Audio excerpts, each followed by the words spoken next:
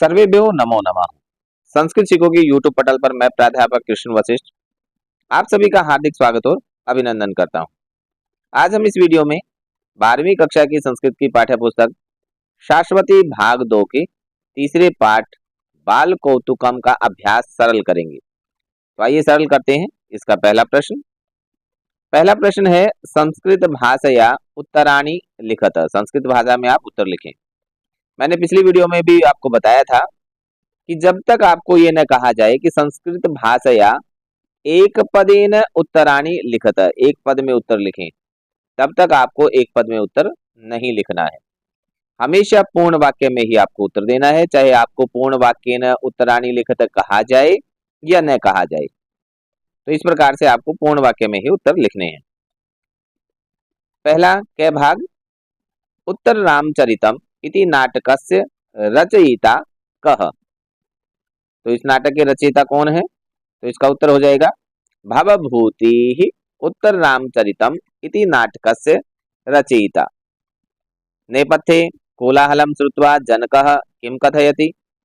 इसका उत्तर है नेपथ्ये कोलाहलम श्रुत्वा जनकः कथयति शिष्टानध्यायः इति क्रीडतां वटूनां कोलाहलः। लवः कौशल्यां रामभद्रं कथमनुसरति।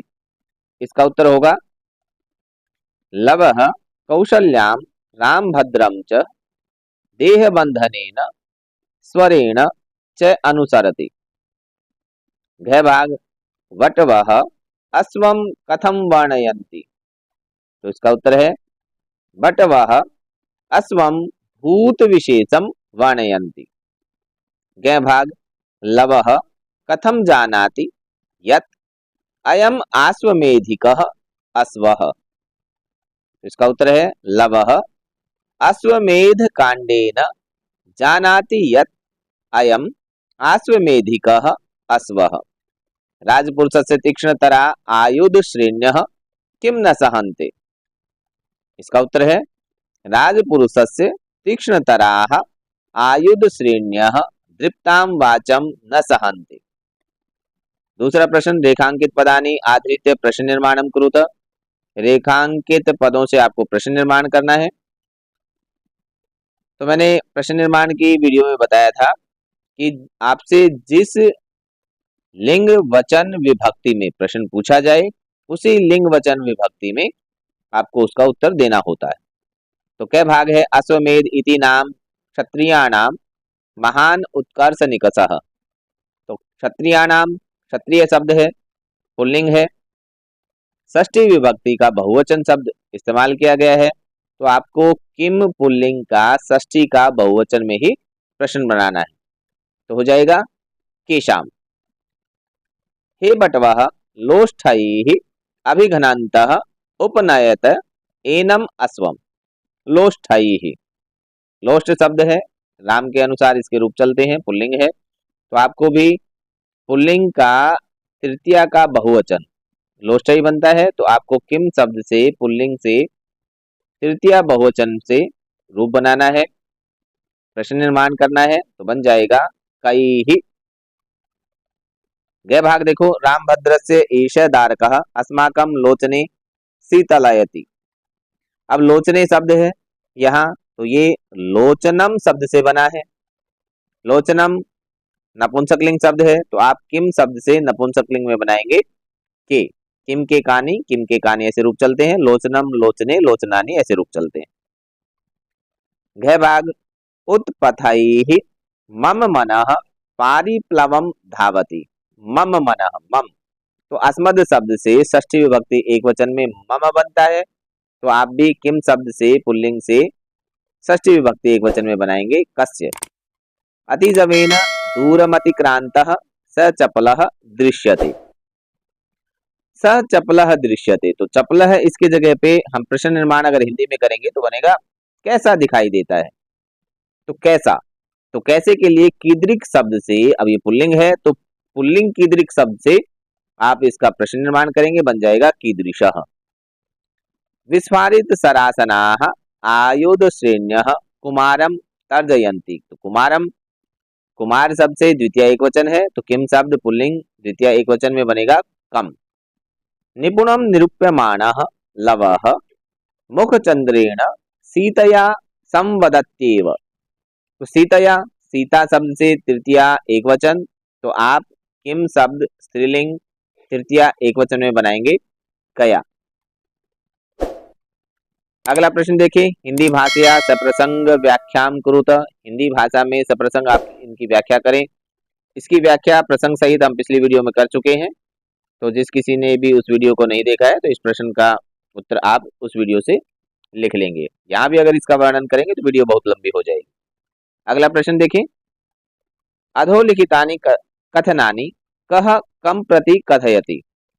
तो हरियाणा बोर्ड में इस प्रकार से प्रश्न नहीं पूछे जाते हैं, आप इस प्रश्न को छोड़ भी सकते हैं, लेकिन जानकारी के लिए अगर आप इसको करना चाहें, पढ़ना चाहें तो आप पढ़ सकते हैं। किसने किसके प्रति ये वचन कहे हैं। तो अस्तिते माता समरसी वा तातम, यह वचन कौशल्या ने लवम प्रति, लव के प्रति कहे हैं।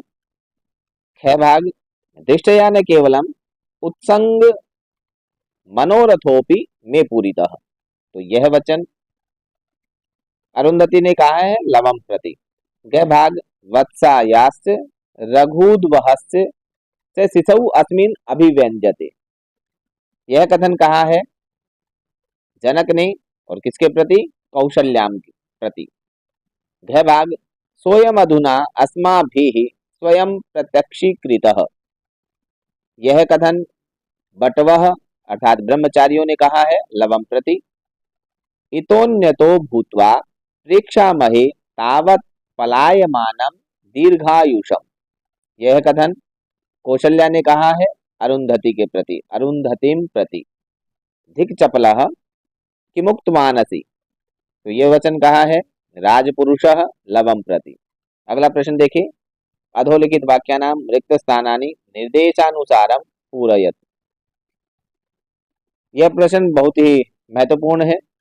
ये दो प्रकार से आपको पूछा जा सकता है, या तो आपको एक एक नंबर के प्रश्न में भी पूछा जा सकता है, और जो अनसीन पैसेज आता है उसमें भी इस प्रकार से किसी भी पैसेज में से प्रश्न पूछे जाते हैं। क्रियापद पर आधारित, कर्तृपद पर आधारित, अव्ययपद पर आधारित, किसी प्रकार से भी पूछे जा सकते हैं, तो इसको आपको अच्छे से समझना चाहिए। क एष रामभद्रस्य मुग्ध ललितैरंगैर्दारकोऽस्माकं लोचने। क्रियापदेन अर्थात क्रियापद से आपको ये खाली स्थान भरना है, रिक्त स्थान भरना है, तो इसका उत्तर हो जाएगा शीतलयति। ख भाग, एष रिक्त स्थान मे सम्मोहन शिथिरम अपि मनः हरति। कर्तृपदेन आपको रिक्त स्थान भरना है कर्तृपद से, तो इसका कर्तृपद है बलवान। एष बलवान, ऐसे हो जाएगा। ग भाग, संबोधनेन अर्थात संबोधन से आपको रिक्त स्थान भरना है। इतोपि तावदेहि, आंसर हो जाएगा जातः। घ भाग, अश्वो अश्व, रिक्त स्थान है नाम पशु समाम्नाय सांग्रामिके च पठ्यते। अव्यपद से अव्ययेन, अव्यपद से इसका उत्तर आपको देना है, तो उत्तर हो जाएगा इति। युष्माभिरपि तत्कांडम, रिक्त स्थान एव ही कृदंत पदेन, कृदंत पद आपको देना है, अर्थात जो पाठ के अंदर इस लाइन में प्रत्यय पद का इस्तेमाल हुआ है, जिसमें प्रत्यय लगा हुआ हो, उससे आपको इसका उत्तर देना है, तो इसका उत्तर हो जाएगा पठितम। च भाग, एसो वो लवस्य, रिक्त स्थान प्रणाम पर्यायः कर्णपदेन, अर्थात कर्णपद से तृतीय विभक्ति से कोई शब्द है उसे आपको इसका उत्तर भरना है रिक्त स्थान में। तो एसो वो लवस्य शीर्षा प्रणाम पर्यायः, ये इसका उत्तर हो जाएगा। छठा प्रश्न, अधः समस्त पदानां विग्रहाः दत्ताः। उदाहरणम अनुसृत्य समस्त पदानि रचयत, समासनाममपि च लिखत। आपको नीचे समस्त पद और विग्रह पद दिए हैं, तो उदाहरण का अनुसरण करके आपको समस्त पद लिखने हैं और समास का नाम भी लिखना है। उदाहरण दिया गया है, तो पशुना समाम्नायः तस्मिन्, ये विग्रह पद है, तो इसका समस्त पद हो जाएगा पशु समाम्नाय। और समास का नाम हो जाएगा षष्ठी तत्पुरुषः। तो इसी प्रकार से आपको बाकी के उत्तर देने हैं। विग्रह पद है विनयेन शिशिरः, तो इसका समस्त पद हो जाएगा विनय शिशिरः। और समास नाम तृतीया तत्पुरुषः। अयस्कान्तस्य सकलः, इसका समस्त पद होगा अयस्कांत सकलः। षष्ठी तत्पुरुष का ये उदाहरण है। दीर्घाग्रीवा यस्य सः, इसका समस्त पद होगा दीर्घग्रीवः। और समास नाम बहुव्रीहि, विसर्ग लगा लें, समास को हटा दें और बहुव्रीहि में आप विसर्ग लगा दें। मुखम एव पुंडरीकम, इसका समस्त पद होगा मुख पुंडरीकम। और समास नाम करम धारयः। पुण्य च असौ अनुभावः, इसका समस्त पद होगा पुण्यानुभावः। और समास का नाम होगा करम धारयः। नैस्खलितम, इसका समस्त पद होगा अस्खलितम। और समास नाम नय तत्पुरुषः। सातवां प्रश्न अधोलिखित पारिभाषिक शब्दानां समुचितार्थेन मेलनम कुरुत। उचित अर्थ के साथ आपको मिलान करना है। नेपथ्य, इसका अर्थ होता है पर्दे के पीछे। आत्मगतम, अपने मन में। प्रकाशम, प्रकट रूप में। निरूप्य, देखकर। उत्संगे गृहीत्वा, गोद में बैठाकर। प्रविश्य, प्रवेश करके। सगर्वम, गर्व के साथ। स्वगतम, अपने मन में। आठवां प्रश्न अधोलिखितेषु श्लोकेषु छंदो निर्देशः क्रियताम्। अधोलिखित श्लोकों में छंद का आप निर्देश करें, बताएं कौन सा इसमें छंद है। तो महिम्ना में तस्मिन, इसमें शिखरणी छंद है। वत्सायास्य रघुद्वहस्य, इसमें शार्दूल क्रीडितम छंद है। पश्चाद पुच्छम वहति, इसमें मंदाक्रांता छंद का प्रयोग किया गया है। अगला प्रश्न पाठमाश्रित्य उत्प्रेक्षालंकारस्य उपमालंकारस्य च उदाहरणं लिखत। पाठ का सहारा लेकर उत्प्रेक्षा और उपमा अलंकार के आपको उदाहरण लिखने हैं। तो उत्प्रेक्षा अलंकार का उदाहरण ये आपके सामने है। वटु परिषदम पुण्यश्रीकः श्रियैव स भाजयन्। अब यहाँ आप देखें श्रियैव, इसका संधि विच्छेद होगा श्रिया एव, श्रिया धन एव। तो यहाँ ये जो एव है सभाजयन एव, इसमें उत्प्रेक्षा अलंकार है। और उत्प्रेक्षा अलंकार का लक्षण है संभावन मथोत्प्रेक्षा प्रकृतस्य समेन यत्। और इसी श्लोक में कुवलय दल स्निग्ध श्यामः, इसमें उपमा अलंकार है। देखें इस प्रकार से, इसी श्लोक में कुवलय दल स्निग्ध श्यामः में उपमा अलंकार है। इसका क्या अर्थ होगा? नील कमल दल के समान स्निग्ध और श्याम। यहाँ पर समानतावाचक जो शब्द होता है इव, अर्थात आपको अगर किसी श्लोक में इव दिखाई दे जाए तो ये मान लेना कि उस श्लोक में उपमा अलंकार है। लेकिन यहाँ तुलना तो की गई है नील कमल दल के समान, लेकिन इव शब्द का लोप कर दिया गया है, तो लुप्तोपमा अलंकार है। आप केवल उपमा अलंकार भी लिखेंगे, ज्यादा गहराई में न जाएंगे तो भी चलेगा। अगला एक श्लोक है महिम्ना में तस्मिन विनय शिशिरो मोग्धमसृणो।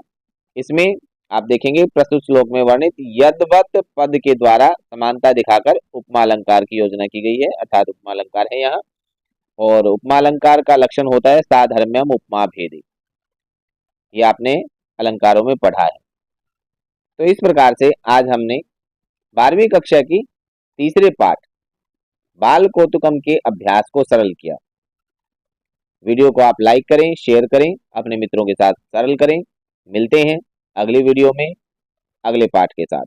तब तक के लिए सर्वेभ्यो नमो नमः।